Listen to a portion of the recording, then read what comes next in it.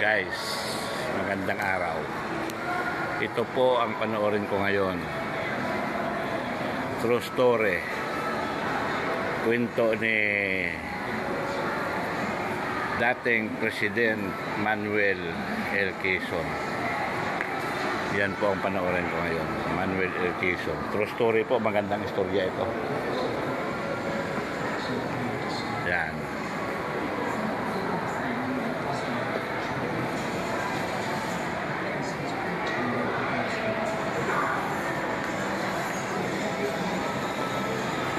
Ito yung mga coming soon.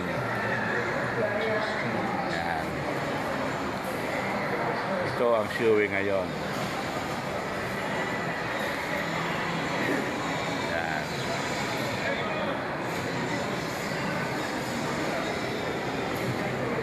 Ito po, napanood ko na nung last week. Panood ko na po ito.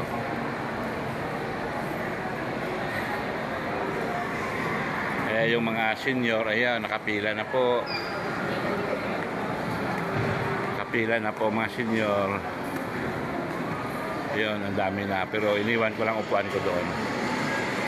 Pang second row ako, second row.